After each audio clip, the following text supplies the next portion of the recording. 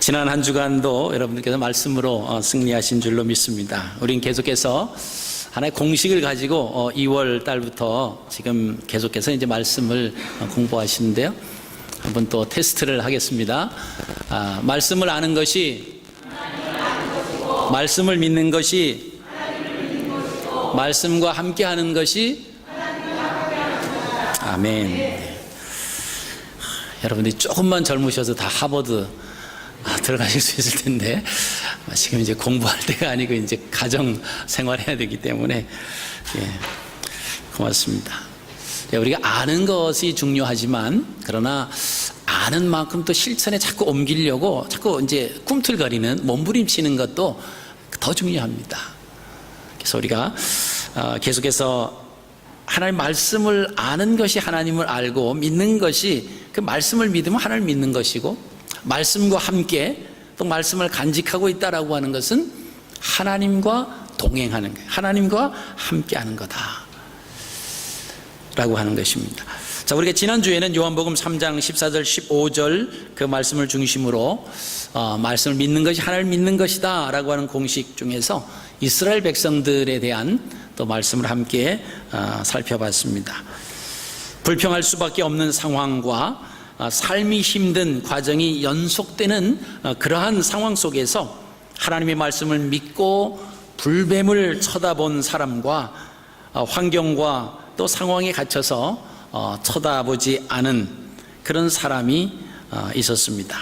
자, 불뱀을 쳐다본 사람은 새로운 삶을 얻었습니다. 그러나 불뱀을 쳐다보지 않은 사람은 죽을 수밖에 없었다라고 하는 교훈을 우리가 얻게 됩니다. 여러분, 우리의 상황도 사실 마찬가지입니다. 상황을 핑계 삼아서 말씀을 신뢰하지 못한다라고 하면 어찌 하나님께서 주시는 그런 생명을 우리가 누릴 수가 있겠습니까?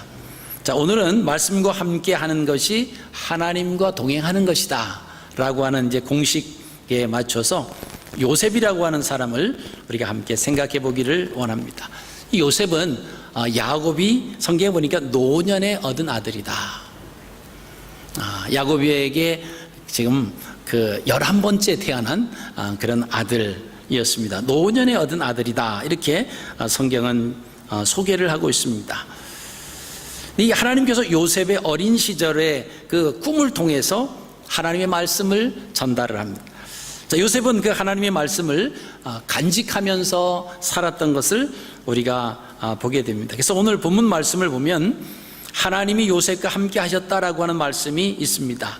이것은 이제 다시 말을 우리가 해석을 한다라고 하면 하나님이 요셉과 함께 하셨다라고 하는 것은 요셉의 입장에서 보면 요셉이 하나님 말씀을 간직하면서 하나님 말씀대로 살아가고 있었다. 그것이 결국 하나님과 동행하는 삶이었다. 이렇게 하는 그 요셉이 말씀과 함께 살았다라고 하는 증명이 되는 것입니다.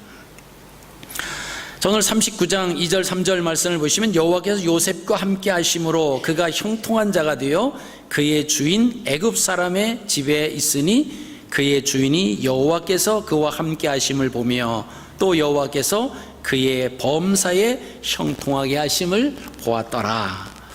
자, 우리가 요셉 하면 가장 먼저 떠오르는 것이 아마 채색 옷 아마 떠올 수가 있습니다. 다른 형제들과 달리 야곱이 요셉에게 늦둥이, 그죠? 나이 많아서 이제 얻은 그 아들에게 채색 옷을 입혔다. 그래서 다른 형제들로부터 미움을 받게 되고 결국은 팔리게 됐다. 만약에 우리가 이렇게만 생각을 한다라고 하면 우리가 성경을 잘못 해석을 하고 있는 것입니다. 자, 야곱이 그토록 사랑하던 그 라헬을 통해서 자녀를 낳으려고 노력을 했고 또 라헬 역시 남편인 야곱을 통해서 자녀를 얻기 위해서 아주 많은 수고와 노력을 합니다. 그런데 자녀가 없어요. 심지어는 우리가 아시는 대로 자, 루벤, 그러니까 야곱의 이제 첫째 아들이죠.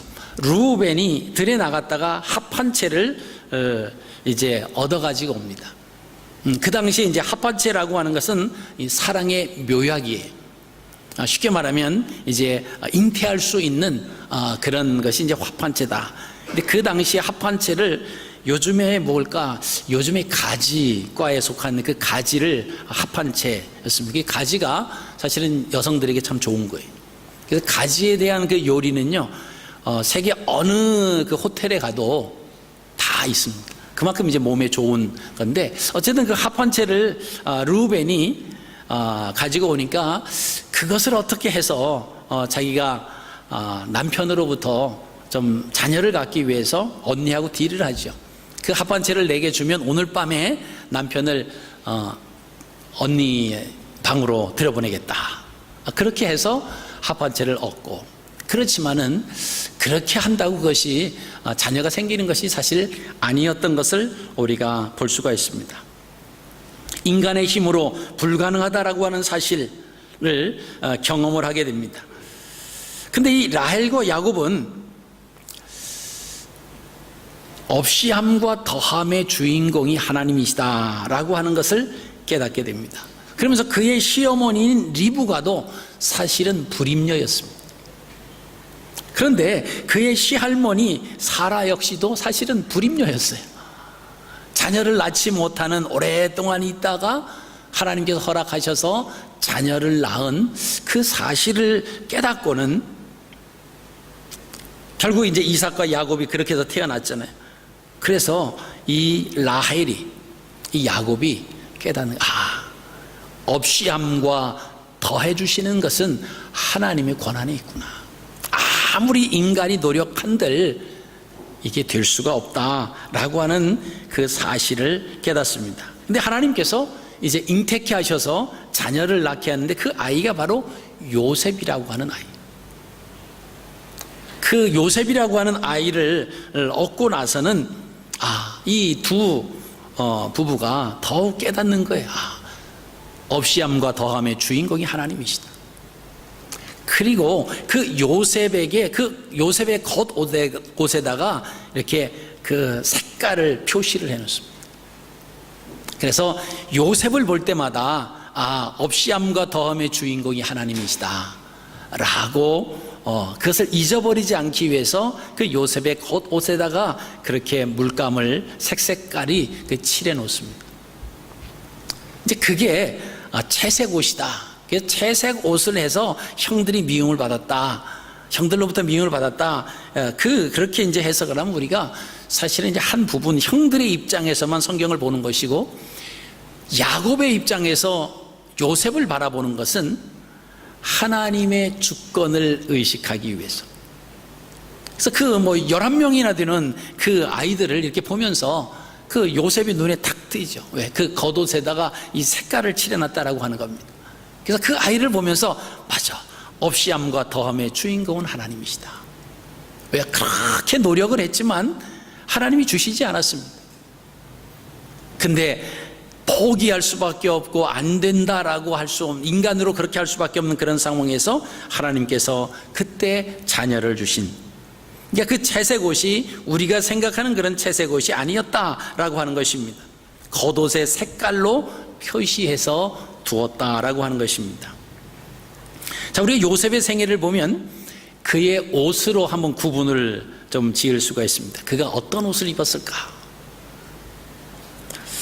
아마 요셉의 생애를 통해서 우리가 요셉이 입었던 옷을 한 4가지로 구분을 할 수가 있습니다. 첫 번째, 어린 시절의 단계의 그 옷은, 요셉이 입은 옷은 채색 옷이죠. 채색 옷을 입고 살았습니다. 아버지가 그 겉옷에 이렇게 색깔을 넣어서 그 옷을 입고 살았습니다. 아버지 집에서 그죠? 아무런 근심 걱정 없이 사랑 속에서 살았던 어린 시절. 근데 하나님께서 그때 이 요셉, 어린 나이에 요셉에게 주신 비전이 있었어요. 꿈이 있습니다. 근데 그 꿈을 요셉은 간직을 했고 그 아버지도 간직을 한 것이, 그 사실이 이제 창세기 37장 6절에서 11절 말씀을 보시면 나옵니다. 우리 함께 한번 읽겠습니다. 창세기 37장 6절에서 11절까지입니다. 시작. 요셉이 그들에게 이르되 청하건대 내가 꿈을 들으시오. 우리가 밭에서 곡식단을 묶더니 내 단은 일어서고 당신들의 단은 내 단을 둘러서서 절하더이다. 그의 형제들이 그에게 이르되 내가 참으로 우리의 왕이 되겠느냐, 참으로 우리를 다스리게 되겠느냐 하고 그의 꿈과 그의 말로 말미암아 그를 더욱 미워하더니 요셉이 다시 꿈을 꾸고 그의 형들에게 말하여 이르되 내가 또 꿈을 꾼즉 해와 달과 11별이 내게 절하더이다 하니라. 그가 그의 꿈을 아버지와 형들에게 말하매 아버지가 그를 꾸짖고 그에게 이르되 내가 꾼 꿈이 무엇이냐, 나와 내 어머니와 내 형들이 참으로 가서 땅에 엎드려 내게 절하겠느냐. 그 형들은 시기하되 그의 아버지는 그 말을 간직해 두었더라. 자, 요셉은 하나님이 주신 그 계시를 간직하고 형들에게 알립니다. 근데 형들에게 알리지만 형들은 그 꾼 꿈을 가만히 보니까 이 지금 요셉에게 다 절해야 되는, 다 허리를 굽혀야 되는 그런 꿈이니까 뭐 좋아할 이유가 없습니다. 자, 근데 아버지에게도 얘기를 했는데 또 아버지가 이제 나무라지죠. 나무라지 꾸짖지만은 그러나 11절 말씀을 보시면 그의 아버지는 그 말을 간직해 두었더라. 심상치 않다라고 하는 거예요. 이 아이에게 이런 꿈을 주신 하나님, 그 꿈이 이게 보통 꿈이 아니다. 그래서 간직해 뒀더라라고 하는 것입니다. 여러분, 결국 그 말씀의 비전을 가졌을 때 오히려 왕따를 당합니다. 그리고 웅덩이에 던져버려지고요, 심지어는 노예로 팔려가는 그런 상황이 되어버립니다. 여러분, 여기에서 우리에게 주시는 메시지가 있습니다. 자, 그런 상황에도 요셉이 형들을 원망하며 이를 악물며 분노했다라고 하는 부분들을 성경에서 찾아볼 수가 없다라고 하는 것입니다. 여러분, 어떻게 이럴 수가 있겠습니까? 아무런 잘못도 하지 않았는데 우리를 미워하고 욕하고 때리는 사람이 우리에게 있다라고 하면 우리는 과연 어떻게 하시겠습니까? 아마 손을 걷어붙이고 너 죽고 나 살자 뭐 이러면서 아마 달려들거나 아니면 경찰에 고소를 하거나 뭐 그럴 수도 있습니다. 그런데 요셉에게서는 그런 부분이 있었다라고 하는 것을 찾아볼 수가 없었다라고 하는 것입니다. 여러분, 요셉도 사람인데 아니 어떻게 그럴 수가 있습니까? 그 비결을 요셉은 말씀을 간직해뒀더라고요. 하나님이 자기에게 주신 그 꿈, 그 비전에 대해서 그것을 간직했기 때문에 형들을 원망하거나 형들을 향해서 아주 불평하지 않았다라고 하는 것입니다. 지금은 나를 힘들게 하고 나보다 강하게 보일지라도 하나님께서 주신 그 말씀은 내 앞에 고개를 숙이게 하신다라고 하는 그 말씀을 가슴에 간직하기에 원망하지 않았다라고 하는 그 메시지를 우리에게 주고 있습니다. 자, 두 번째, 요셉의 입었던 옷은요, 노예의 옷을 입고 살았던 시기가 있습니다. 형들을 통해서, 형들에 의해서 이제 팔려서 보디발의 집에 노예로 팔려갑니다. 그 보디발의 집에서 한 10년 정도 거기서 노예 생활을 합니다. 은 20에 팔려가죠. 장년이 되기 전의 나이는 지금 이제 요셉의 나이가 17살이거든요. 그러니까 은 20이에요. 장년이 됐을 때 사람의 몸값은 은 30입니다. 그래서 예수님은 은 30에, 가룟 유다가 은 30에 팔은 것이고, 요셉은 아직 17살, 17세의 소년이기 때문에, 장년이 되지 않았기 때문에 은 20에 이제 팔린 것입니다. 그래서 이제는 노예의 옷을 입고 지내게 됩니다. 그럼 이제 어떻게 보면은 요셉에게 있었던 모든 꿈은 다 사라져버린 것 같은 그런 상황입니다. 형들이 절을 한다라고 하는 꿈도 이제는 실현 불가능한 상황입니다. 이제는 더 이상 형들을 만날 수도 없는 그러한 처지가 되었는데 무슨 형들이 자기에게 절을 할 수 있겠습니까? 이제는 노예로 팔려왔기 때문에 여러분, 그 당시에 노예는 사람의 어떤 사람인데 그 인격으로 대우를 받지 못합니다. 노예로 팔려서 어떤 사람이 그 사람을 노예 돈을 주고 그 사람을 사면 사람이 아니에요. 물건입니다. 그 주인에게 속한 물건이에요. 그러니까 필요 없으면 없애도 되고요. 그래도 그것이 죄가 아닙니다. 왜? 더 이상 사람이 아니기 때문에. 그러니까 이미 노예로 팔려간 그 요셉은 사실 그 집에서 헤어날 수 있는 방법은, 그 확률은 거의 0%죠. 누가 그 몸값을 주고 그 요셉을 빼내야 되는데 몸값을 줄 사람이 누가 있습니까?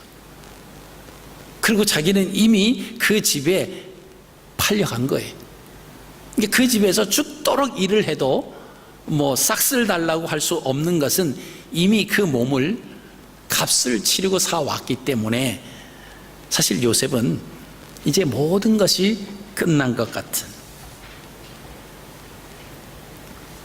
그죠? 모든 소망이 이제는 산산조각이 나버린 그 요셉의 그 생애에 가느다른 어떤 인생의 그 기회 같은 것이 찾아옵니다. 그것은 뭡니까? 그 보디발 장군의 아내를 통해서 그 기회라고 하는 그 모습이 찾아오죠. 여러분, 예나 지금이나 가정에서 여성들의 힘은 어떤 남자도 감당하지 못하죠. 맞습니까? 이경집 선생님, 맞습니까? 이건보 지사님 아닌 것처럼 그러시는데 지금 옆에 안 계시니까 그런 거죠. 그죠? 왜냐하면 안 사람이기 때문에 그래요. 뭐 바깥에서는 그러지만 안 사람이기 때문에 집에서 아내를 이기려고 하는 남자들은 그냥 포기하시는 게 나아요. 그냥 잘 평화를 유지해 가셔야 좋은 가정이 됩니다. 자, 근데 지금 보디발의 아내가 요셉에 대한 관심이 있는 거예요. 그러니까 연애하자, 동침하자. 그러니까 이 보디발 아내와 그 비유만 잘 맞추면 지금 요셉이라고 하는 사람은 노예입니다. 그러면 비록 이제 신부는 노예로 됐지만 생명의 위협은 느끼지 않아요. 그죠? 보디발의 아내의 그 눈에만 들어가면 뭐 그냥 먹고 사는 데는 지장이 없을 거 아닙니까? 자, 그런 기회가 찾아왔어요. 만약에 여기서 요셉이 내 하나님이 내게 주신 그 모든 말씀과 모든 꿈은 다 끝난 거야, 그리고 하나님을 원망하고 만약에 그랬다라고 하면 여러분, 이렇게 인생의 삶 속에서 찾아오는 한 가닥의 희망과 같은 그것을 왜 붙잡지 않았겠습니까? 근데 요셉은요, 거절을 해요. 거절합니다. 요즘으로 보면 뭐 미투 같은 거겠죠. 그죠? 거절하는 거예요. 뭐 미투가 일어나가지고 뭐 다 나쁜 뭐 노 플러스 미음 막 그러는데, 그죠? 그 요셉도 미투예요. 미투 당할 뻔한 겁니다. 근데 어떻게 합니까? 거절을 해요.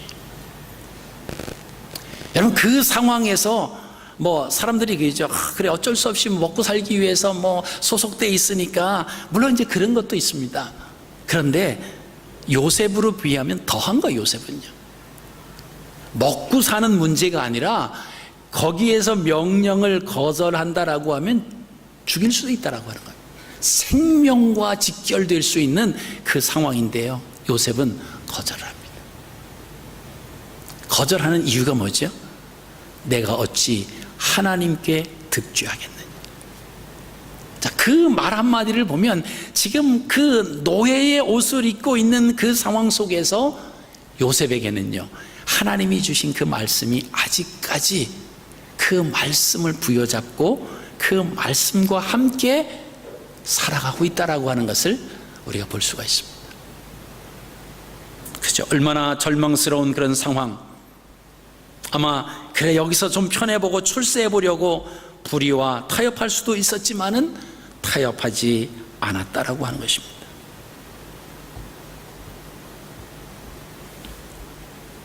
자, 오늘 2절 3절 말씀을 보시면 여호와께서 요셉과 함께 하심으로, 그 말은 뭐죠? 요셉의 입장에서 보면 요셉은 하나님의 말씀을 간직하고 있었다는 거예요. 그러니까 하나님과 함께 할 수 있었고, 즉 하나님과 동행할 수 있었다라고 하는 것입니다. 여러분, 창세기 보면은 에녹이라고 하는 사람이 65세의 아들 무두셀라를 낳고 300년 동안 하나님과 동행했다, 그런 표현이 있습니다. 여러분, 거기서 하나님과 동행했다라고 하는 것을 우리 그냥 받아들이면서 그냥 하나님과 옆에 같이 이렇게 있었을까요? 아마 하나님 말씀에 대해서 늘 하나님 그 말씀을 간직하며 살았다라고 하는 표현으로 우리가 바꿔서 그렇게 이해할 수가 있습니다. 지금 하나님이 하늘에 계시면 뭐 에녹도 하늘에 가나요? 그러지 않잖아요. 자, 오늘 이 요셉의 모습을 보면요, 하나님이 요셉과 함께 하셨다라고 하는 그 말씀은 요셉의 입장에서 보면 요셉이 그런 노예의 신분으로 살아가지만 그 안에는 하나님 말씀으로 가득 찼다라고 하는 거예요. 그래서 불의와 타협할 수 없다라고 하는 거예요. 그 보디발의 아내의 그 요청을 거절하게 되면, 그 눈밖에 나면 자기는 어떠한 신세가 된다라고 하는 사실도 모를 요셉이 아니죠. 이미 뭐 17살 이상 됐고 거기서 10여 년 동안 있다 보니까 벌써 이제 20대가 훌쩍 넘은 그런 나이였습니다. 여러분, 말씀과 함께하는 것이 하나님과 함께하는 것이라고 하는 사실을 볼 때 하나님께서 요셉과 함께 하셨고, 요셉은 그 하나님 말씀과 함께 있었다라고 하는 겁니다. 여러분, 적용해 보시기 바랍니다. 우리는 상황이 좀 어렵게 돌아간다고 원망하며 하나님을 향해서 낙심한 적이 없습니까? 믿음도 저버리고 하나님을 원망하며 더욱 죄 가운데 들어가려고 하나님 앞에 반항하고 막 오히려 더 그냥 삐뚤어지게 나가는 그런 모습은 아닙니다. 자, 세 번째, 요셉이 입었던 옷은 죄수의 옷이었습니다. 노예의 옷에서 이제는 죄수의 옷을 입고 살던 시기가 있었습니다. 보디발의 아내의 모함으로 누명을 쓰고 한 2년여 동안 감옥에 가서 지냅니다. 그런데 그 속에서도 하나님은 요셉과 함께 하셨다라고 말씀합니다. 20절 21절 말씀 보면요, 요셉이 옥에 갇혔으나 여호와께서 요셉과 함께 하시고 그에게 인자를 더하사 간수장에게 은혜를 받게 하셨다. 자, 22절 23절입니다. 같이 읽겠습니다. 시작. 간수장이 옥중 죄수를 다 요셉의 손에 맡김으로 그 재반 사물을 요셉이 처리하고 간수장은 그의 손에 맡긴 것을 무엇이든지 살펴보지 아니하였으니 이는 여호와께서 요셉과 함께 하심이라. 여호와께서 그를 범사에 형통하게 하셨더라. 그러니 하나님의 일하심, 우리가 그냥 하나님이 역사하신다라고 보기보다는 반대편에서 요셉의 입장에서, 우리의 입장에서 우리가 어떻게 살아갈 것인가라고 하는 것을 보여주시는 그런 말씀입니다. 자, 이제 네 번째 단계의 요셉이 옷을 입었던 것은 뭐죠? 이제 화려한 총리의 옷을 입습니다. 요셉은 마침내 애굽의 총리가 되어서 당시 중동 지역과 아프리카 전 지역을 기근에서 구원해냅니다. 이제는 채색 옷을 벗어버리고 노예의 옷으로, 또 죄수의 옷을 입었던 그것을 다 벗어버리고 이제는 총리의, 화려한 총리의 옷을 입는데, 자, 그 부분이 창세기 41장 40절에 43절에 나옵니다. 우리 함께 한번 읽겠습니다. 시작. 너는 내 집을 다스리라. 내 백성이 다 내 명령에 복종하리니 내가 너보다 높은 것은 내 왕자뿐이니라. 바로가 또 요셉에게 이르되 내가 너를 애굽 온 땅의 총리가 되게 하노라 하고 자기의 인장 반지를 빼어 요셉의 손에 끼우고 그에게 세마포 옷을 입히고 금 사슬을 목에 걸고 자기에게 있는 버금 수레에 그를 태우매 무리가 그의 앞에서 소리 지르기를 엎드리라 하더라. 바로가 그에게 애굽 전국을 총리로 다스리게 하였더라. 자, 요셉이요, 바로가 가지고 있었던 인장 반지, 그냥 그 인장 반지만 찍으면 이게 어명이에요. 그거를 받습니다. 모든 권한을 위임받았습니다. 그리고 바로가 하는 말이 뭐죠? 내가 너보다 높은 것이 있다라고 하면 이 왕자 뿌리다, 왕의 자리를 제외해 놓고는 다 너 밑에 있다. 노예의 옷을 벗어버렸습니다. 애굽 바로가 준비해 준 세마포 옷을 입었습니다. 노예의 쇠사슬을 풀고 애굽 바로가 준비한 금사슬을 목에 걸었습니다. 요셉은 애굽 바로의 버금 수레를 탔습니다. 애굽의 모든 사람이 요셉의 발 아래 엎드렸습니다. 여러분, 이게 누가 한 일입니까? 애굽의 바로가 그랬을까요? 하나님께서 요셉에게 꿈을 주셨고 그 꿈이 그대로 실현되는데 그 과정이 얼마나 험난한, 얼마나 절망하고 얼마나 불평하고 좌절할 수밖에 없는 그런 상황이 있었음에도 불구하고 요셉은요, 묵묵히 그 가운데서 하나님의 말씀을 간직했다라고 하는 겁니다. 여러분, 요셉이라고 하는 이름은요, 승리한다 또는 그가 더하신다 라고 하는 그런 뜻이 있습니다. 이겼다 라고 하는 그런 이름의 의미가 있습니다. 그러니까 이 요셉이 그의 삶을 통해서 얼마나 이 승리하기 위한 참 신앙 생활을 잘했는가라고 하는 것을 우리가 짐작을 할 수가 있습니다. 나이가 어렸을 때나 나이가 많았을 때나 나이와 상관없이 하나님을 섬기는 그 믿음이 한결같았다라고 하는 것입니다. 가나안 땅에 있었을 때나 애굽에서 있었을 때나 어떤 장소에 상관없이 요셉은 하나님과 함께하는 그 말씀을 간직하는 그런 삶을 살았다라고 하는 것을 우리에게 말씀해 주고 있습니다. 요셉은 자신의 육신이 자유로울 때나 구속당했을 때 신분의 변함에 상관하지 아니하고 하나님을 잘 섬겼다라고 하는 것을 우리가 볼 수가 있습니다. 어떤 것과도 타협하지 않습니다. 심지어 생명의 위협을 느끼는 그런 상황에 있었지만은 타협하지 않았습니다.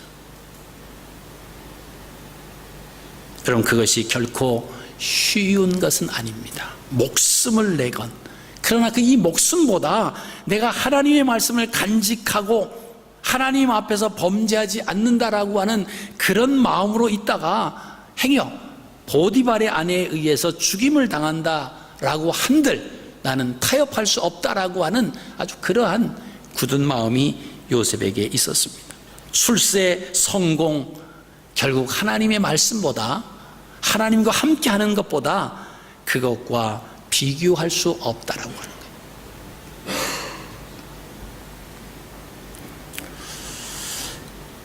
여러분, 요셉의 경우에서 보는 것처럼 우리가 신앙생활 잘하려고 노력하는데도 불구하고 사람들로부터 미움을 받고 환경이 더 어려워질 때가 있지 않겠습니까? 그러나 눈에 보이는 것은 모든 것이 아니다라고 하는 것이, 여러분, 그 우리가 힘든 말씀과 함께 한다라고 하는 것 때문에 다가오는 어떤 핍박과 어려움, 그 모든 것들은 하나님께서 지금 다 보고 계신다라고 하는 거예요. 왜? 우리가 하나님의 말씀을 부여잡고 그 말씀대로 살려고 몸부림치고 있는 그 사실을 하나님은 보고 계신다라고 하는 것입니다. 요셉은 하나님께서 함께 하심을 통해서 애굽의 총리가 됩니다. 그의 경험과 지식으로는 상상도 할 수 없는 그런 일이 일어났습니다.